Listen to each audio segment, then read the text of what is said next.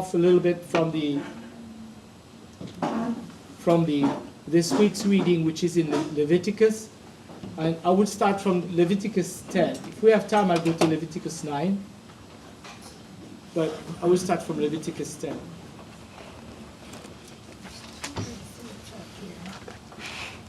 And I'll start at verse 16.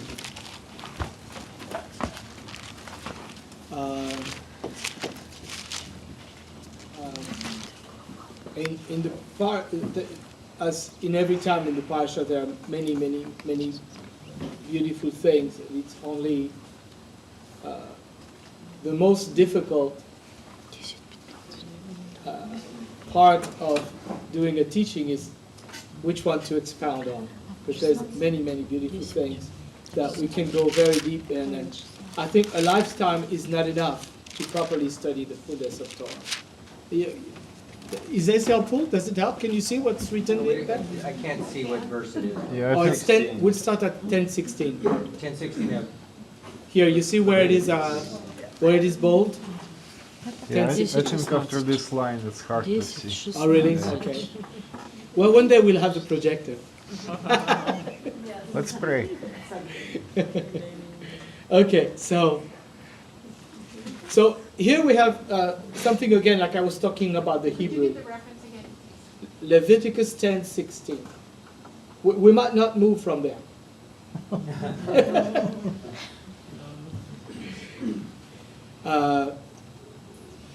My text here is from the Complete Jewish Bible. And you have, Mary Lou, you have a Complete Jewish Bible? Yes. Can you read that verse? Leviticus 10:16. Well, I'll do my best. Oh, I'm sure you can read. The pronunciation. That's all right. Then Moshe carefully investigated what had happened to the goat of the sin offering and discovered that it had been burned up. He became angry with Eleazar and Itamar, the remaining sons of Aharon, and asked, Okay, we'll stop here. Then Moshe carefully investigated. I believe we have different Bibles here. I'd like to get different options. Do we have a Careful inquiry. careful inquiry? Other ones? Demanded to know what happened. Demanded to know what happened. Diligently made inquiry.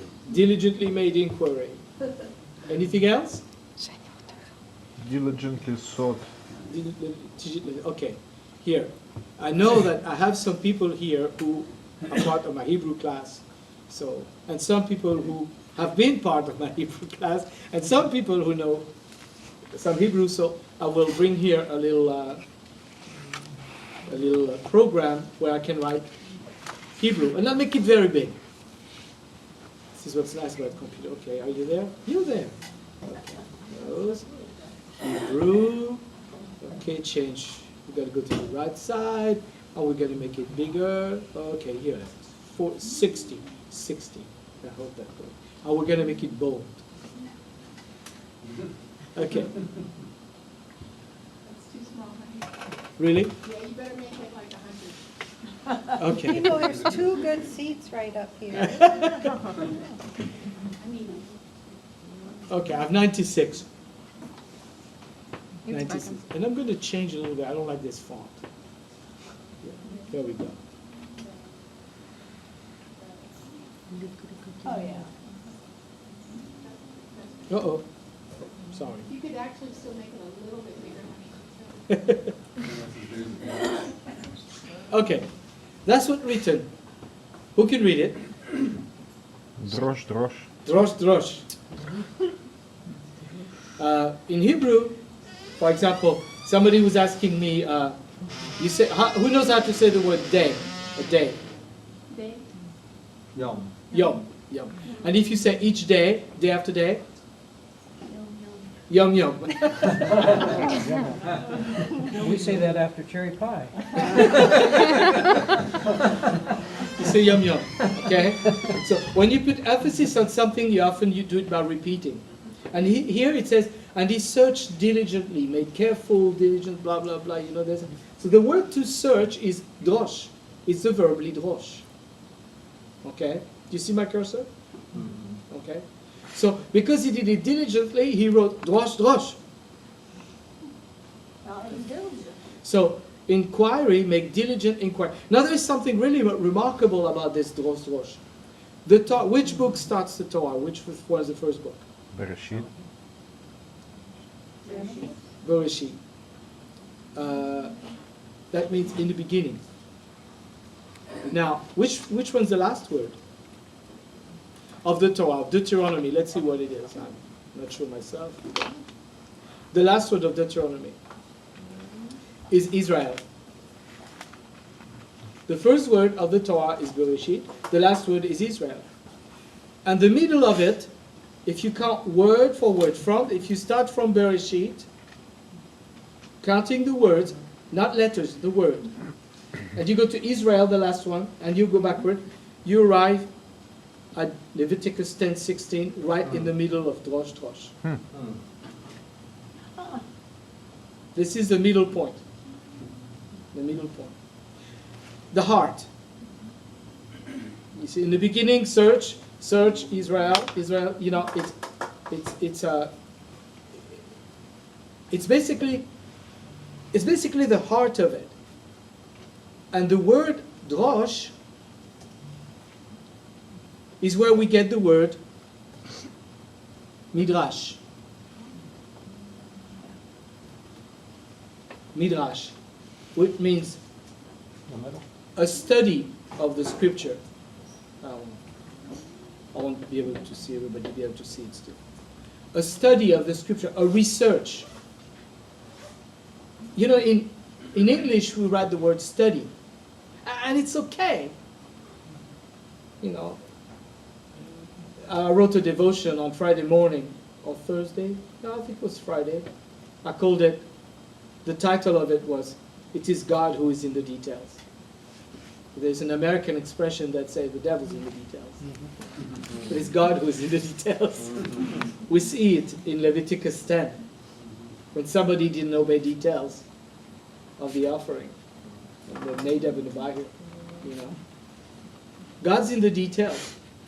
And study, you know, I can study something. I can study a cup. I can study outside it, from the outside and stay outside. But what we're to do with the scripture is to study it. That would mean, you know, like if I would say study the car, you can look at the car and, okay, it's blue, there is this, you know. But the idea, using a car terminology, it means take off everything, study how it's made, and try other things. Is why is it like this and not like this? Like this, oh, it explodes. Okay, so like this is better. You know what I mean? That's what it is to study. And God wants us to do that with His Word. Not be afraid of that. But that in certain circles, it's forbidden to do. You know, it's forbidden to do. But God can handle it. And so, Midrash is a study of scriptures. It's like, it's taking the scripture and saying, well, it says that Noah was a righteous man, but hey, wait, he got drunk later on. So why did he get drunk, and why was he righteous, and how come, blah, blah, blah, blah, blah. And turn the word upside down, see what it does, and follow that trail and everything. God is able to handle it. That's what it is to study the word. Paul, he liked certain Jews of Berea, because after he did his teaching in the morning, they told him, well, thank you, Paul. And then they went and studied the scriptures to see if these things were so. It shows that their faith was not on the preacher or the teacher, but in the Torah. You know, and that's important. So a midrash is a research of the word. And I tell you, everything's allowed. There's only one rule. Only one rule, a rule of midrash. And that is, the Midrashic interpretation, and there's plenty of Midrashic interpretation in the New Testament. Oh boy, you read Matthew. Matthew was a king at doing that. He would take a verse and really tweak it till it would scream. Oh, yeah. You know, Very much. really, he would tweak it to the limit. But he did not go against. Whatever he did, he followed the prime directive. I don't know if we have any Star Trek fans here. Prime directives that the Midrashic interpretation cannot go against the meaning of the literal text. And that's really important, because I hear plenty of Midrash that doesn't go against the natural text of the English. But really, when you take it with the natural text of the Hebrew, Yeah. we have a problem. So if you want to play Midrash, I strongly suggest learn Hebrew. And I'm not saying that because I'm a Hebrew teacher. You know, I'm just saying. It's Shabbat. Do business on Shabbat. You can't go against the text. Against the literal interpretation of the text.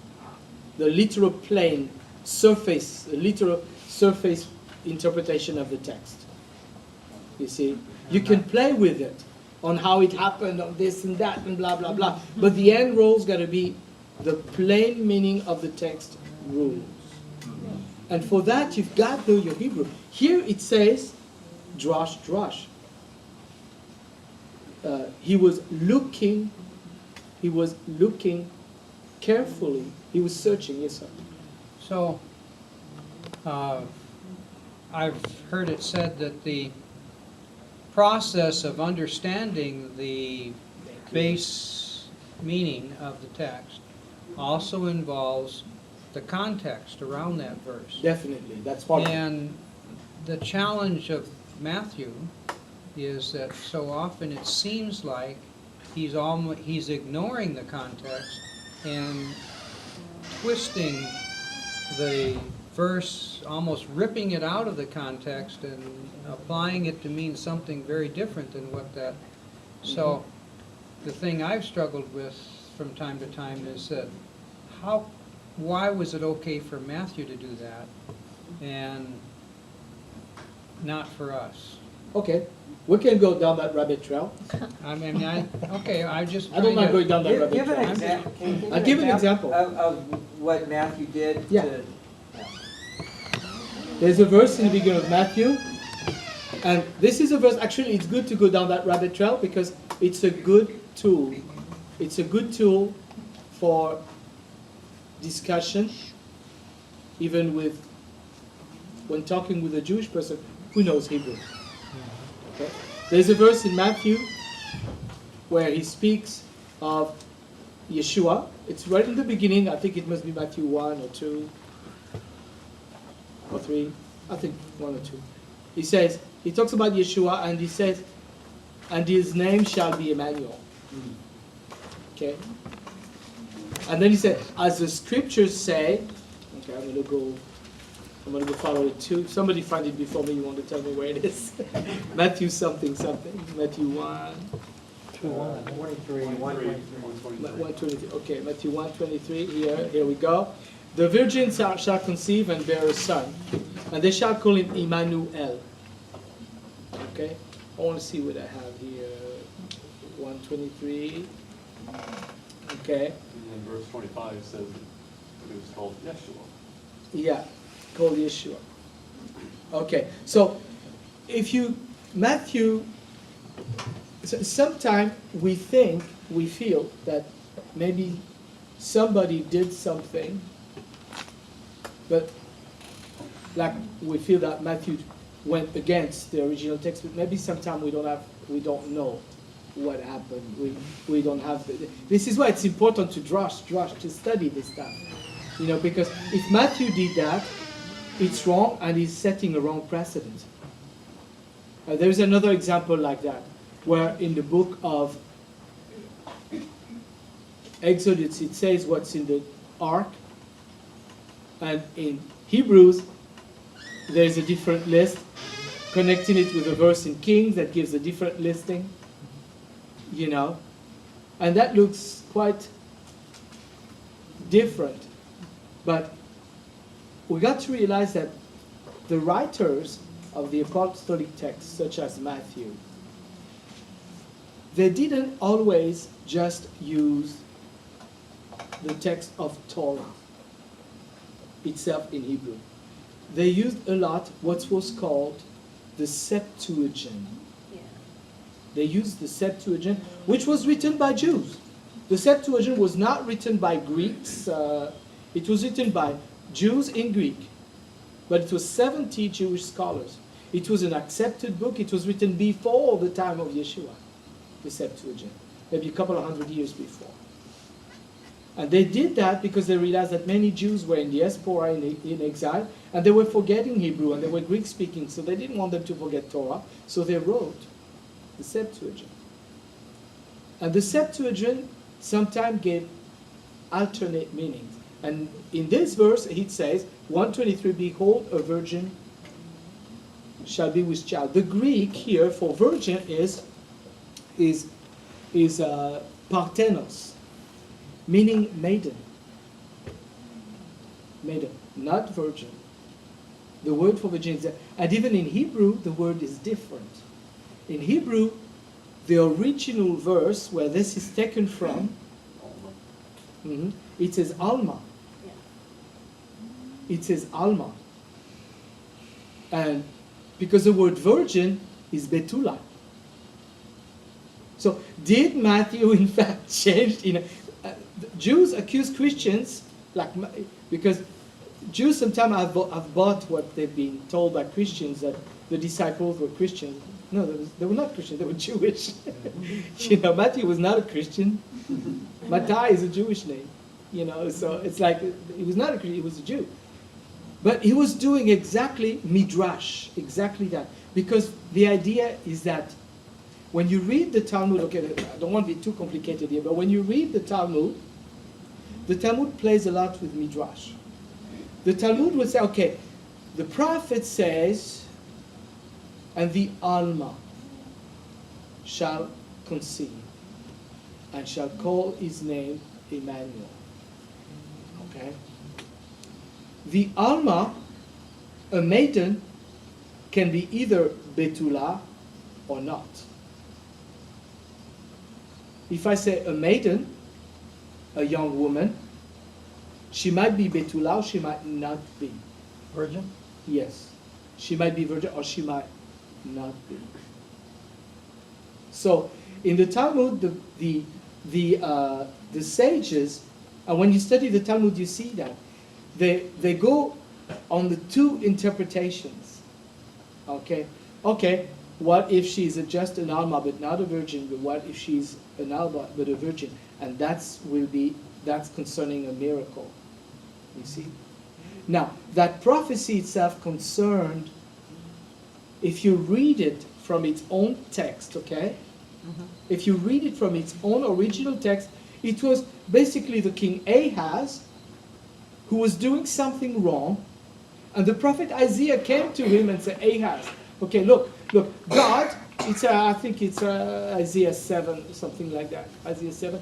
God will, he says, you see, Ahaz was the king of Judea, and the king of Judea was saying, the king of Israel make an alliance with the king of Syria, and they were going to fight against Judea. And it says in the text that everybody in Judea was afraid. They were trembling like leaves on a tree. They were so scared. And Ahaz wanted to make an accord with somebody in Iraq to fight them and blah, blah, blah. And Isaiah came to him and said, no, don't do that. God wants you to trust him and he'll help you. And Ahaz says, nope. I won't test the Lord. I won't do that. He said no. So Isaiah said, God did something that I've never read anywhere again in the text of the Torah. He says, okay, look, ask God for a sign. Maybe as high as heaven, as deep as Sheol. Ask God for a sign, any sign. He could have asked for his castle to be filled with gold coins. He could have asked for snow to fall in the desert. He could have asked for the rivers to flow upward. It's like, whatever. He could have asked for anything. As high as heaven, as deep as Sheol. And Ahaz said, nope, It was pretty hard not to cry. So Isaiah says, oh, you sense a little frustration in the next verse. He says, is it not enough that you weary man, but that you got to weary my God also? That's what he says. You sense a little frustration in Isaiah. I don't know. So, but then he says, okay, you won't ask him a sign, but he'll give you a sign anyway.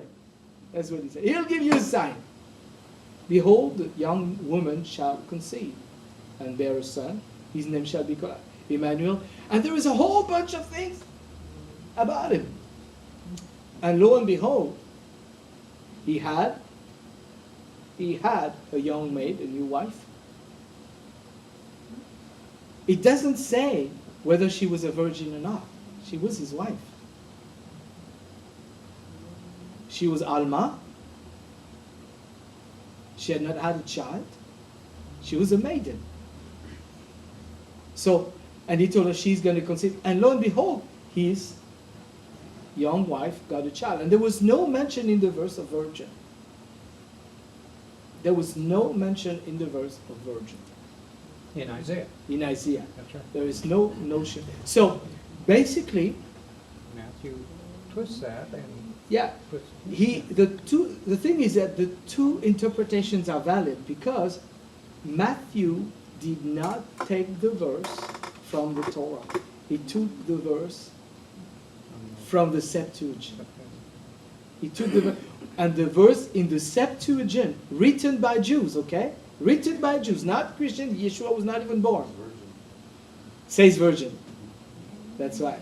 So basically, the writers of the New Testament often went to the Septuagint, and since we're not familiar with it, we wonder, did he tweak? But it's Jews who wrote the Septuagint. Yes, ma'am. I was wondering, why could it not be, when he said they will call him Emmanuel, which means God is with us, the same as he shall be called Counselor, Prince of Peace, why? Because he's called all these things. I know it, I know he is, and he is all those things, but I mean, instead is a conflict because this says you will call him by a personal name, Emmanuel, and then it was Yeshua, which means salvation. Well, again, this is a whole idea in what's in the name. What's in the name? What's a name? Mm-hmm. I just got a recent book written by a Jew called The Names of Messiah.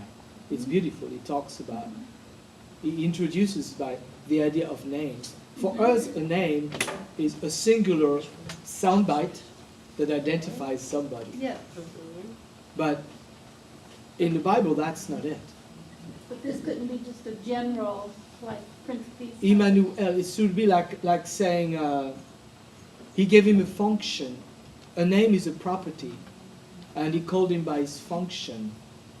And when people understand Emmanuel, they understand, oh, God with us. Okay, that will be God with us. That means, wow, that refers to what God was talking to Moses, that his presence shall be with us and everything. A name is a function. It doesn't have to be the soundbite. It's a function, you see. Like, I went to see an older lady, Ines Weissman, and she keeps wanting to call me Mordechai. I have no clue why, but I went to see her right at Purim, right before Purim, and I understand why in a way, because who is Mordechai? Mordechai is the Jew who stood up. Is a Jew who stood up to the government. And not even to the government, he stood up to the whim of a psycho-lunatic. It's like, he's a Jew who stood up, who stood his ground. He didn't go and fight, didn't take guns, he stood his ground. Like Paul said, He didn't bow. stand. Yeah. He said, Paul tells us, hey, put on the whole army. He talks to us like dressing up like a soldiers, and then he says, stand. Like Mordecai, stand, don't bow. So, and I understand why she that's what she saw in me. Even though my name is not Mordecai. You see what I mean? We think of a name in a certain way. So for me, it's not a difficulty that it says Emmanuel and not Yeshua. Because even Yeshua is a function. Right. It means salvation. Yes, ma'am. Also, wouldn't you like explain even prophecy, how it has like prophecy can be fulfilled? Yeah. Well, there is a point in Judaism that this prophecy of Emmanuel, in a certain way, it hasn't been fulfilled.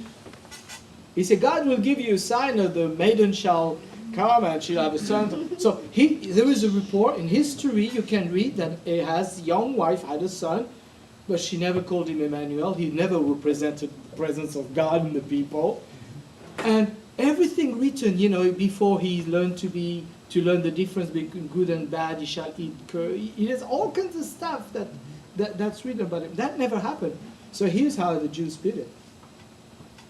They put it that, and that's you're welcome to believe it or not. This is what I'm telling you is how Judaism looks at its prophecies, because in order to understand the prophecies of the Bible, we've got to understand the people who use them and how they use them. We've got to understand the tools of the trade here.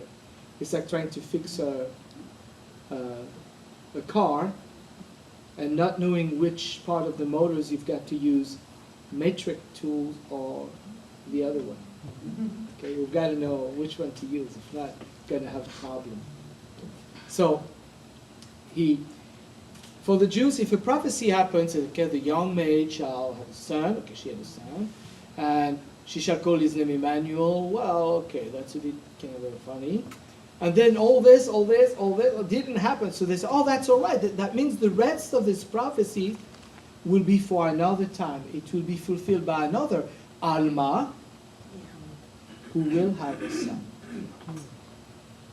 And this is how come the Jews understood this prophecy as Messianic. You see? So, but people will use the fact that there is a discrepancy in the word, Alma and Betula, to say that Matthew over-tweaked the word, when actually no, he used the Septuagint, who was written by Jews. So. Actually, it's just, we actually used that verse ourselves when I was pregnant. We were expecting a girl. We were going to call it Elizabeth. And one night we were praying, this verse came to mind.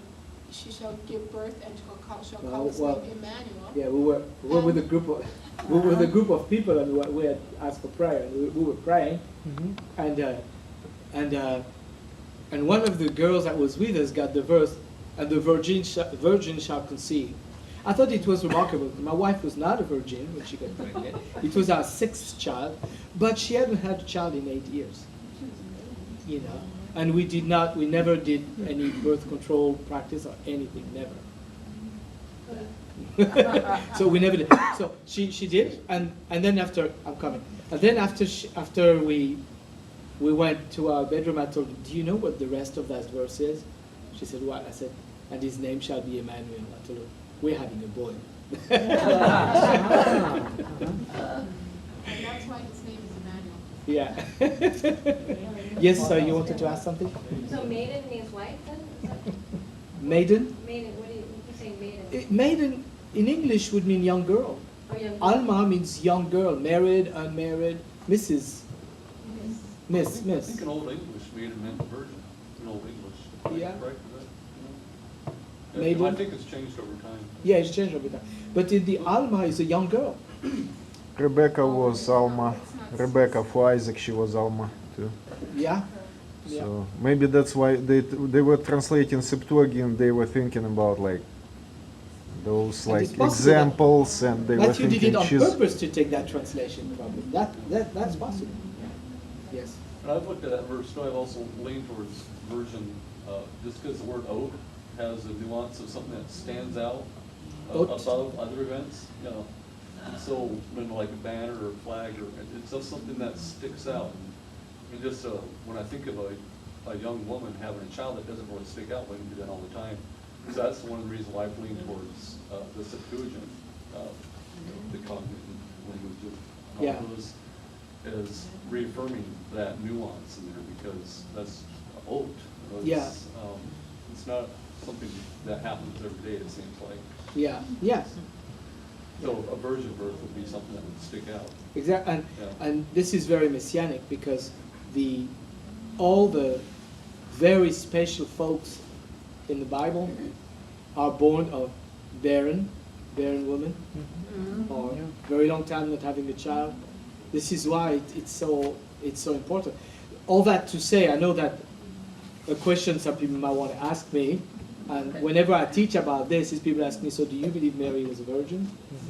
I'll tell you yes, I do. Yeah.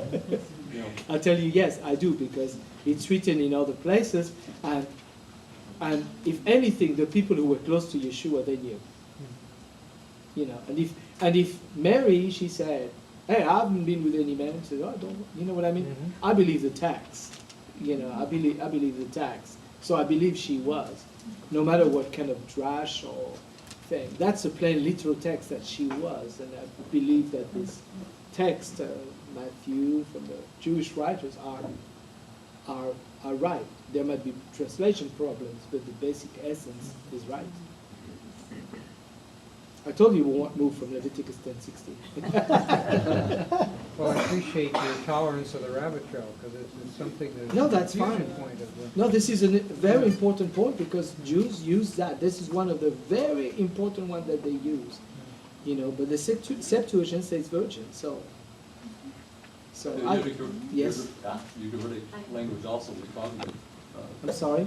The that's a tongue twister. Ugaritic language, which is the cognate language to the Hebrew, also translates that as virgin. They Yeah. use the word Yeah. virgin. Yeah.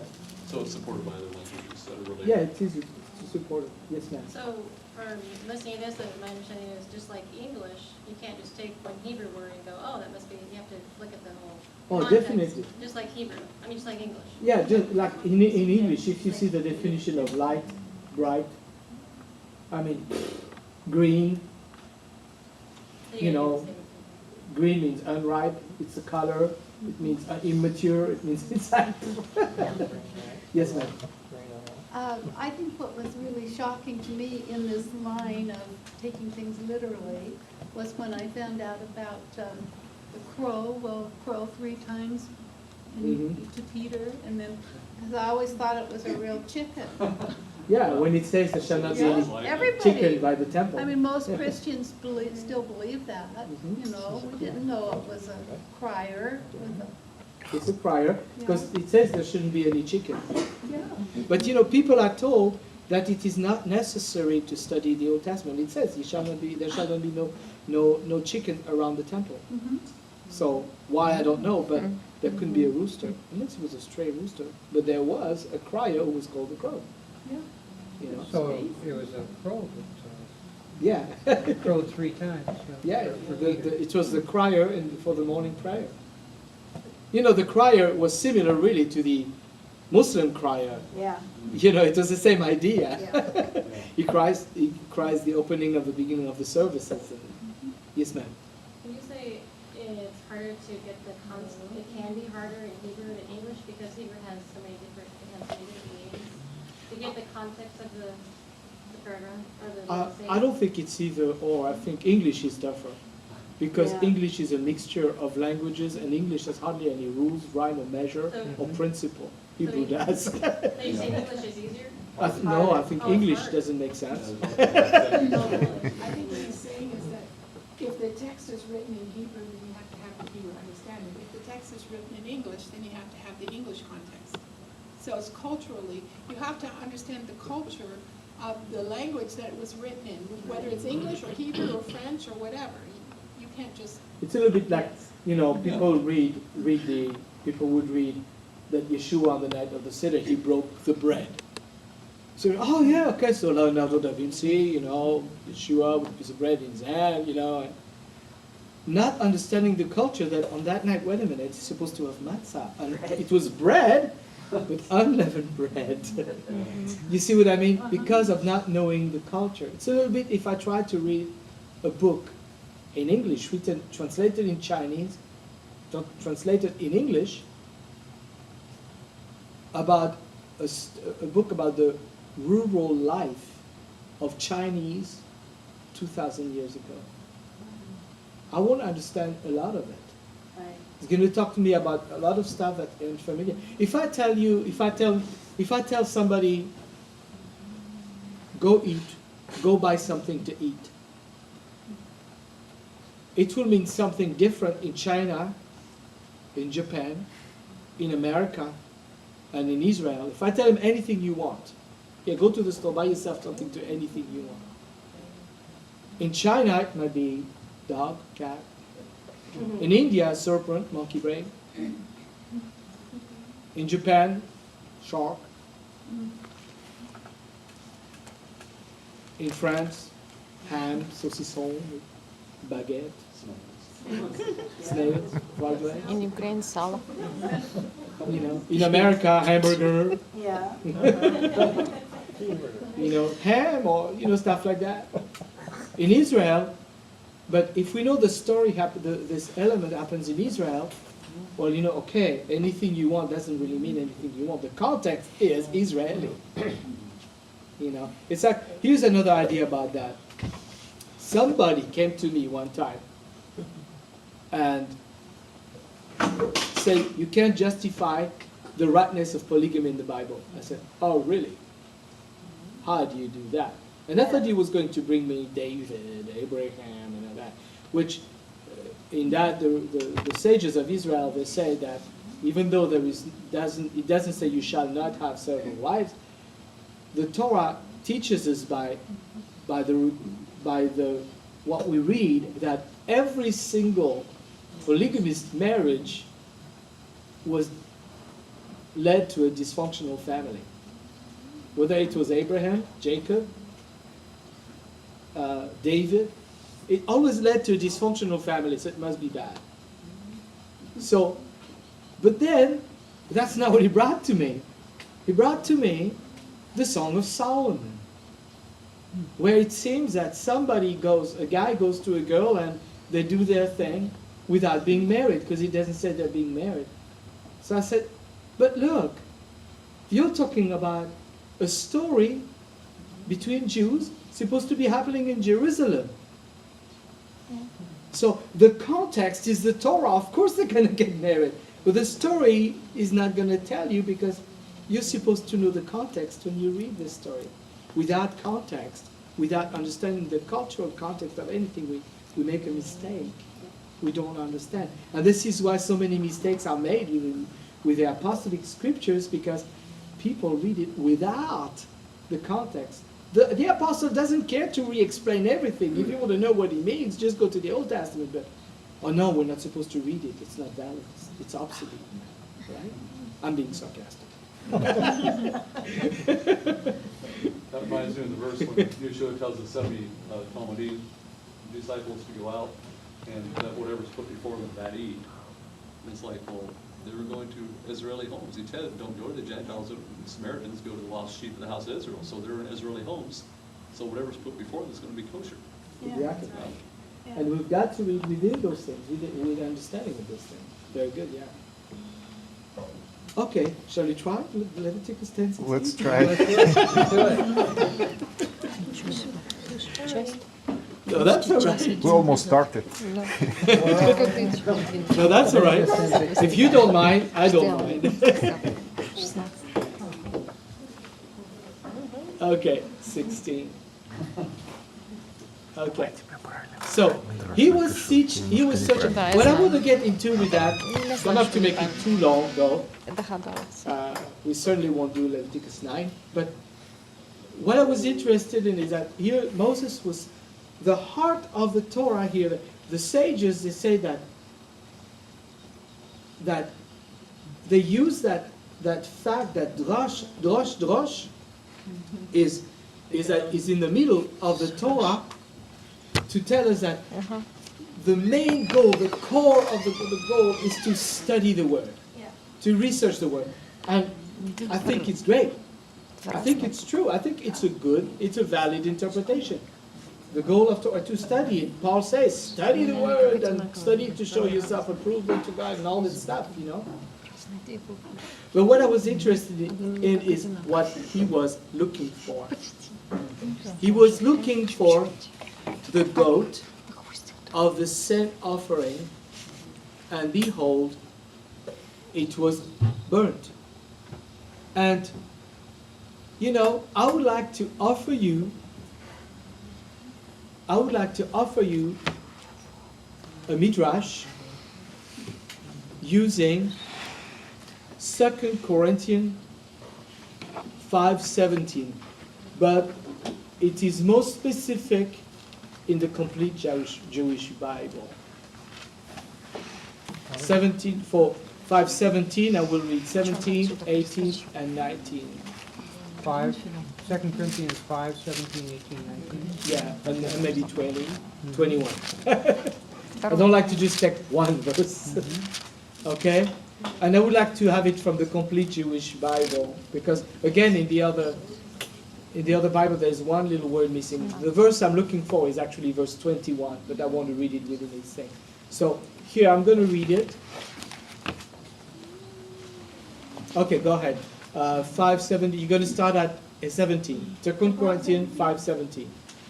Therefore, if anyone is united with the Messiah, he is a new creation. The old has passed. Look, what has come is fresh and new. Yeah, so this is pretty neat. This is cleaning the slate, making the slate clean. Jew and Gentile. He makes a slate clean. You know, this week, you know, I give French classes and I have a bunch of students, and I have one of them who doesn't turn in homework.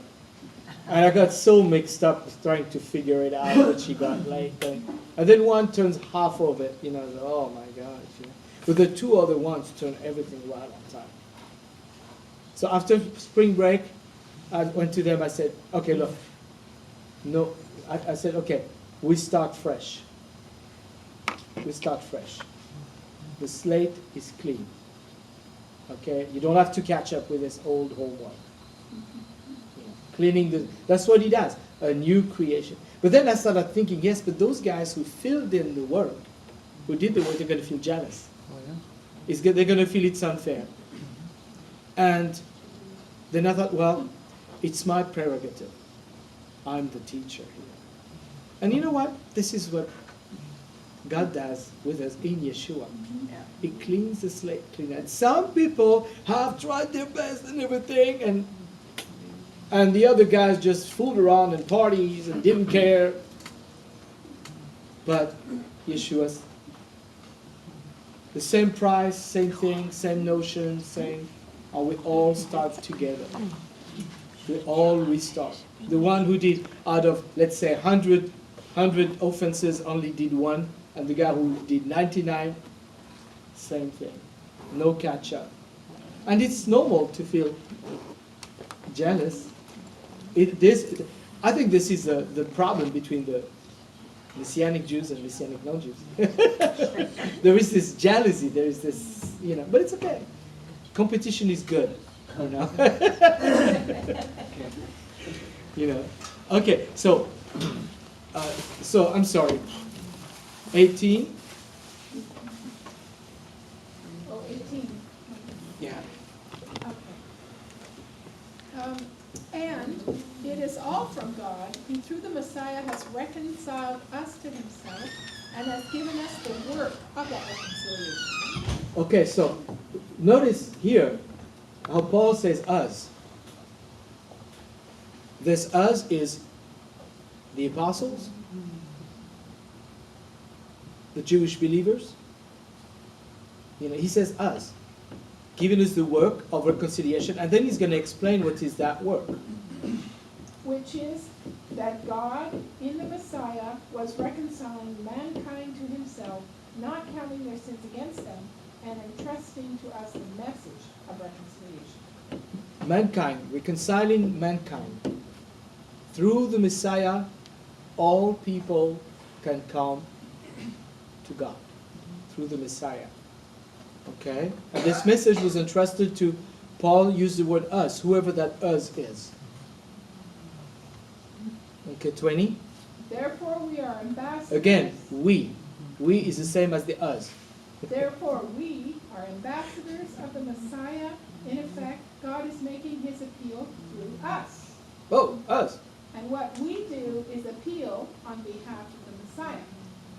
Be reconciled to God. So this is what Paul was going. He was called the apostle to the Gentiles, and he's going out to say, be reconciled to God. And you know, what the Jews had problem with was not that he was believing in a Messiah. To believe in Messiah, there's nothing more Jewish than to believe that somebody is a Messiah. It's totally okay. There's Chabad people that believe Rabbi Schneerson is Messiah. Nobody has a problem with them. Yeah.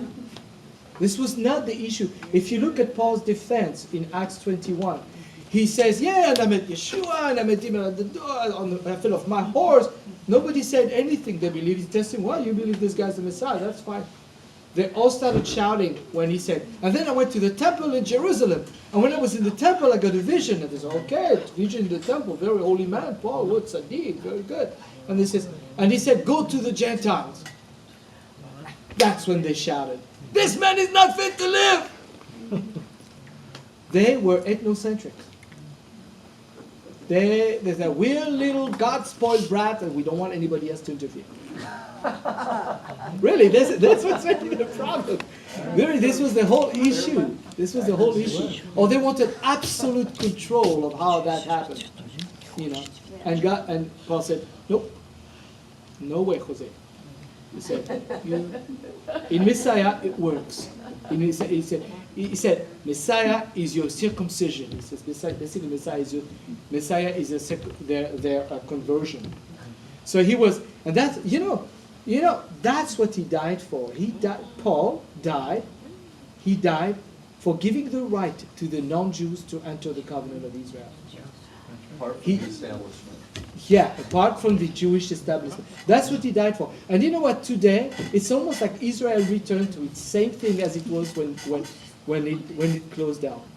Because today you have the same problem. You have the Jewish believers and the Orthodox called the Haredim. Not all Orthodox. There's a group of Orthodox called Haredim. They are viciously against the Jewish Israeli believers. They put bombs at their door. They spit at them. They curse them in the street. You know, the same fight goes on. It's amazing. Nothing changes. Yeah, same thing, you know. And but you know what? Somebody was telling me, "Oh, this Haredim bad." I said, "Oh, don't cuss them, don't cuss them." The master said, "You should love your enemy." And when you think of the Haredim, there is a Haredim that you know and love. He says, what? Yeah. His name is Paul, Saul of Tarsus. He would have fit the picture of a perfect Haredi who was spitting and cussing venom against the believers. But who got a hold of to bring his gospel to the world? A Haredi Jew. You know, somebody like that. And that's very important because that same fire that is in these guys against the gospel, you just have to revert the polarization, you know. You know, it needs somebody, you know, like they say, man of force and man of faults. You know, somebody who doesn't have any power to do bad, believe me, he has no power to do good. Somebody who cannot do a lot of bad cannot do a lot of good either. It takes that. Somebody who cannot hate cannot love either. You know, it's that power from within. You know. So anyway, so I still didn't get to the sin offering. He was looking for that burnt, that sin offering, that goat that was a sin offering. Okay. So can you read 5:21? Second point in 5:21. Okay, God made this sinless man be a sin offering on our behalf, so that in union with him we might fully share in God's righteousness. So here's my Midrash. The Messianic Midrash of Leviticus 10:16. The heart of the Torah is to search for the sin offering, to find Yeshua in it. Because Yeshua is the one who became the sin offering for us. You see? Yeshua is the one who became the sin offering. You see? That sin offering, and that sin offering was really amazing. You know, I mean, if you read the whole of what happened with verse chapter 9, I mean, it's crazy. But, you know, I would like to take you to Leviticus 4 now. We won't be too long. Because if Yeshua was not really and you can call me blasphemous if you want, but as far as I understand, God established what kind of animal goes on an altar, right? He established what kind of animal, we all know that. And humankind is not one, right? A human being is not a fit offering on the altar. No. For a sin offering, he said it should be a lamb, a goat, a bull, so the type of birds, a dove, sin offering. Okay? Not a human being. So not a human being is not fit for worship.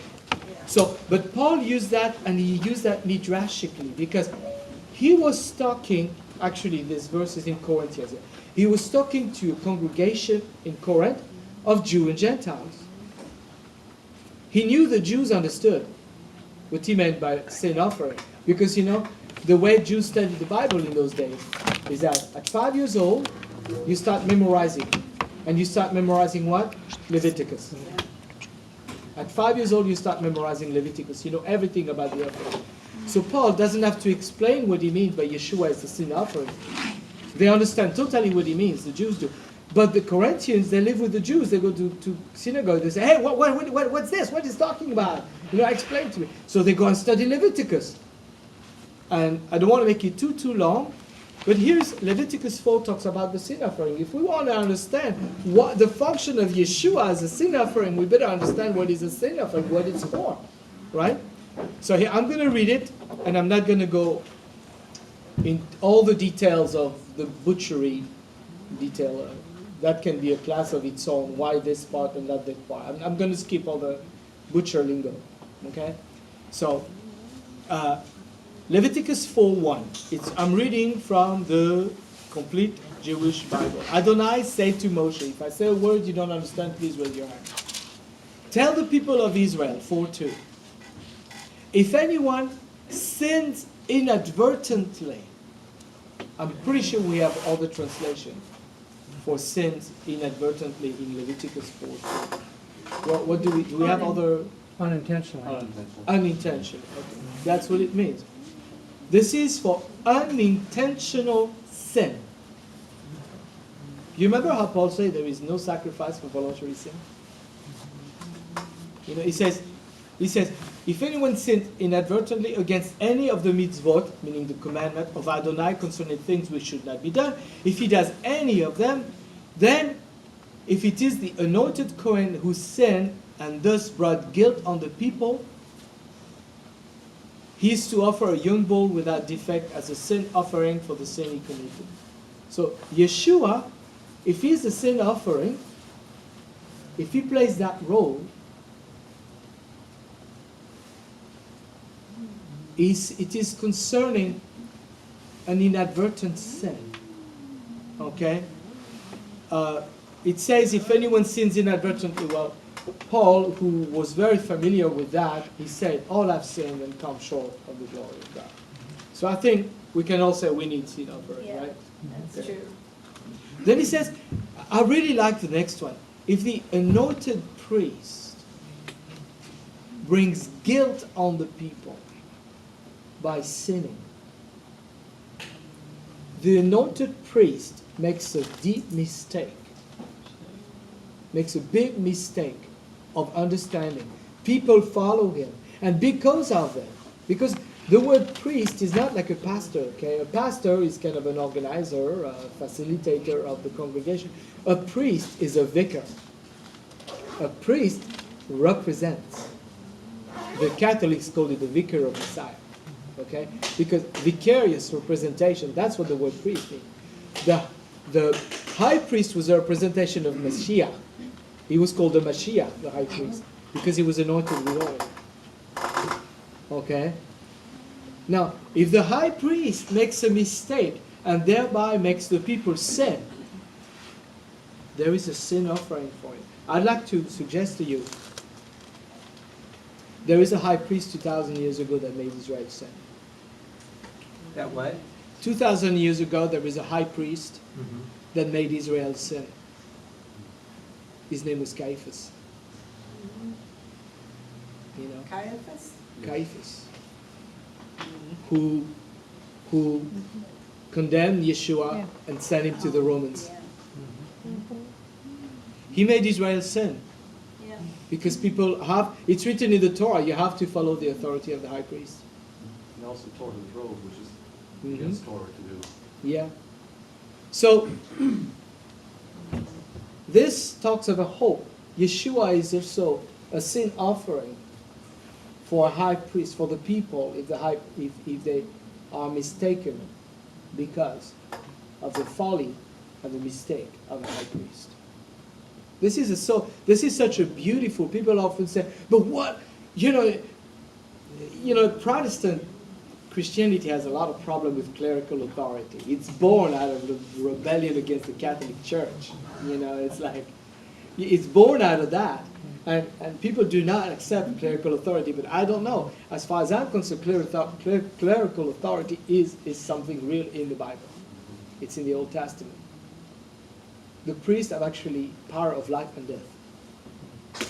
Because they are vicar of God. This is why it's so, their role is so important. This is why it was so bad that they were corrupt in the days of Yeshua and in, quote unquote, in bed with Rome. Figuratively and literally.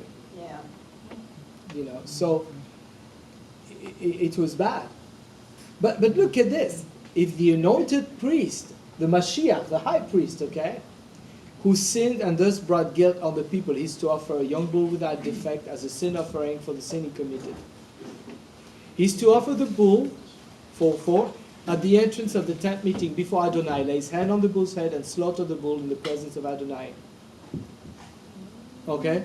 There is a sin offering for the priest who led people into a mistake. And then I want to skip because Can I just, yes, sir. clarification, so is Jesus a sin offering? Is Yeshua a sin offering? When Paul said in Corinthians, he that was no sin, a sin offering, Mm-hmm. he was comparing Yeshua to the imagery. He was giving Yeshua the role and function of the sin offering. He used the notion of this and the function of the sin offering as an image to say a million words. Okay, so maybe this is where the point you were trying to make here, Bill, is that this sin offering is for unintentional sins. Mm-hmm. But then in the case of the priest, it also took care of the sin. Yeah. Yeah. So It's it did very, both. yeah. It's got several functions. It's got many functions. I just want to read a few, but Okay. yeah. So Yeshua becomes the sin offering, a national, personal, for mistakes, unintentional mistakes, everything. Paul was giving the role. I don't know if anybody, those of you who received the devotional in the beginning of Leviticus, I wrote one when I wrote how Yeshua was the sin offering, I compared him to each one of the offerings of Leviticus. Because Paul uses that for the peace offering, for the sin offering, for the guilt offering, for the meal offering. He compares him to all of those, and we can find this text in the Apostolic Scriptures. So it's really beautiful. But this is the one about the sin offering, and he says he's the sin offering. So wow, what was the sin offering for? So it was for somebody who didn't sin by mistakes. Oh, okay. It was also for the guy who caused Israel to sin. It doesn't even say voluntarily or not. The high priest who makes Israel to sin. It's like, and they say that the Old Testament is all about law and punishment. It's all about Yeshua. Yeah. Look at that. It's just beautiful. So I like to read it. It's like, if the anointed Kohen who sinned and thus brought guilt on the people, there is something. But of course he's got to search for that. He's got to drash for that sin offering, which is Yeshua, and he will. He will. Doesn't it also say that Yeshua is our high priest, He's a high priest also. He's a high priest in heaven. so he's the high priest and the sin offering. Yeah, Hebrews 9:14, one of my favorite verses. yeah. He's a high priest in heaven because in Hebrews, that text where it talks about Yeshua the high priest, it says, if he were on earth, and I don't have the reference with me, but if you write me, I can tell it to you. I don't have it in my head. It says that if he were a high priest on earth, he could not officiate Right, because he's now Levite. Now Levite. He was killed at that. You see, this is why the book of Hebrews is all about that.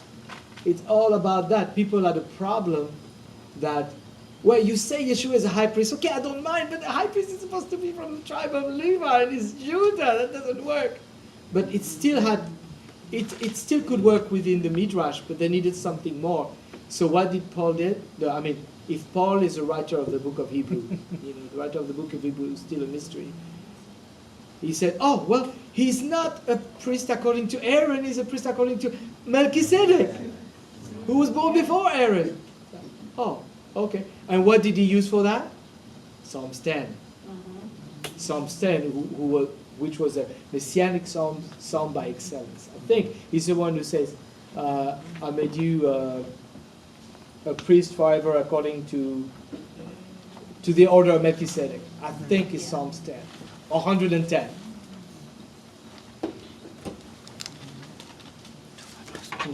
That Paul used that from David, because David, look at what David did. I mean, David was, I don't want to say he was a nutcase, but David went against everything. David, he was from the tribe of Judah. He brought the ark.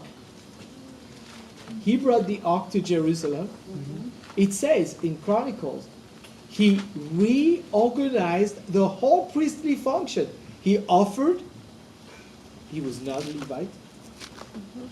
And when David did something wrong, we hear about it. There is nothing said that he did something wrong. He offered offerings. He reorganized the priesthood. But he chose Levites, of course. So he reorganized the priesthood. And he says, and they served. He reorganized the liturgy. If you read, if you send me an email, I'll send you where to find it. But he says, this is why it says that in Amos, it says that in the end time, the tabernacle of David will be rebuilt. Okay? Because David brought the ark from where it was and made his own tabernacle. And this tabernacle was different. When Paul brought Titus to the disciples, said, look, there is a Greek disciple. What do we do with them? Can they enter the fellowship?